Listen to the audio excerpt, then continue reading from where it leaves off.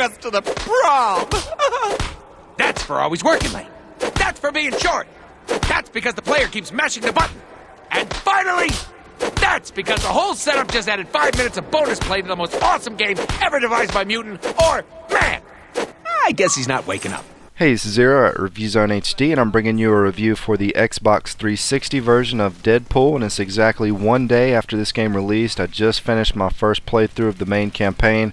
I wasn't exactly watching the clock, but I finished it in 3 sittings, and if I had to guess, I'd say it was around 6.5 to 7 hours of game time, which I do still have the challenges waiting for me, which could add another hour or two of gameplay, but this title is in the same boat of X-Men Destiny and Spider-Man Edge of Time when it comes to its shorter length. When I did the first impressions on release night, I said I was a little worried about the length of this game after looking at how many stages were in the campaign, so to get that topic out of the way first and address that, I did feel the game was a little too short, but it was also filled with all sorts of crazy content to help break up the gameplay, and there was hardly ever a dull moment, so it was a very action-packed, non-stop adrenaline rush through the game. There were times that the gameplay switched to something that felt like it was pulled from another game altogether, and the funny part is that it actually worked really well on here because of how Deadpool handles all the odd situations that he finds himself in. You can tell the developers had a really good time creating the content and setups for each stage. It's almost like they took the road of, if it's funny and it works, let's find a way to jam it in here. It's certainly not a run-of-the-mill action game, and every stage had something special in it waiting for you to leave a lasting impression on you long after you finish the game. So yes, it is a short game, but it's not a bad short game in a sense that you shouldn't get bored playing your way through it, at least for most people, which I'll come back to that in a moment. Deadpool does have several downsides. To start with, the story's a mess, and the way the script, plot, and settings were designed, not only do the developers know that it's a mess, but they spend a lot of time poking fun at how much of a mess it is. Deadpool throws his 2 cents in and has a sarcastic joke waiting for any point in the game that doesn't quite make sense or feel realistic. It's very apparent that he knows that he's making his own video game, and it's pretty much anything goes. So if you're looking for a serious, deep, compelling story, then you're going to be disappointed. I personally loved every minute of the cutscenes and situations, so as long as you go into it with an open mind, knowing that it's going to be silly, then you should enjoy it. However, the next 2 downsides aren't so enjoyable. The camera likes to spaz out when you're in tight corners, and it can make countering a bit difficult because it will sometimes angle itself in a position that you can't quite see what's going on. I was playing on normal difficulty and I only died a couple times while actually throwing down up close with a regular enemy, but I got gunned down from a distance plenty of times, so the camera issues didn't quite factor into any of my deaths. It was just more of an irritation than anything else. The next issue is the game is missing the epic boss fights that you would just kind of expect to find in a Marvel action game. There are a few villains in here that are noteworthy, but the fights themselves just didn't have that same impact or punch that you would hope for in this type of a game. This problem stands out even more because you spend a great deal of the game fighting the same few enemy types, just in various different numbers and mixtures and how they're grouped together. They also aren't the most intelligent bunch of bad guys, rarely ever taking any type of creative approach to combat other than the head-first kamikaze style.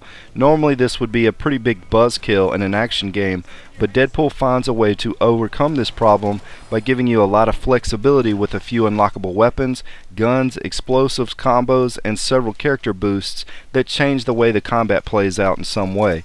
Every weapon serves a very specific purpose, and you have to adjust your playstyle on the enemies that you meet. I was constantly unlocking new skills or weapons to help keep the combat feeling fresh, and by the end of the game, Deadpool was a one-man wrecking crew.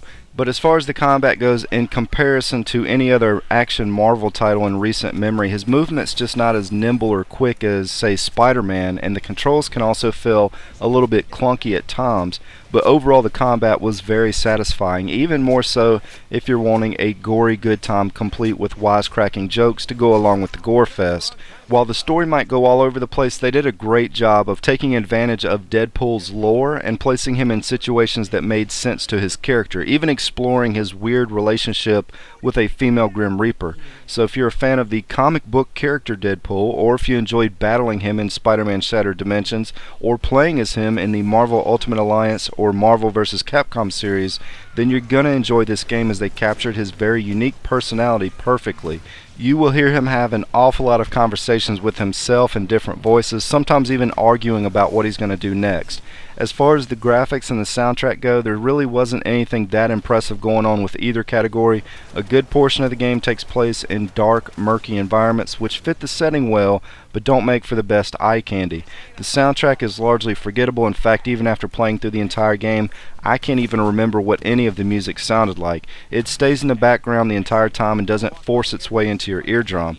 There is lots of raunchy adult humor, and the combat is very gory, so this doesn't really fall in the same line of kid-friendly Marvel Spider-Man games that would be suitable for a young child, but the outrageous humor and dirty jokes is what really keeps this game fresh and flowing through its campaign. It's certainly in the top 3 funniest games that I've played on the PS3 or Xbox 360. The closest comparison I can make to any other game that I've played in the last few years to this title would be Spider-Man Edge of Time, a game that also got average reviews, but I thoroughly enjoyed playing it. But for everything this game does well, it does have a downside to balance out the equation, so it's really going to come down to what you're looking for out of this game. At no point did the main character Deadpool take anything that was happening in this game seriously. So if you're looking for a silly adventure that vividly captures his quirky personality and all of his craziness in one tidy package, then you'll most likely enjoy playing through this game. If you're looking for something with more substance behind it or a deeper, longer game, then look elsewhere. This is Zero at ReviewZoneHD, and thanks for stopping by.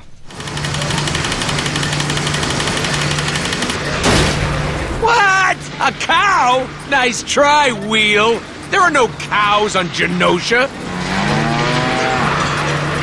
What the?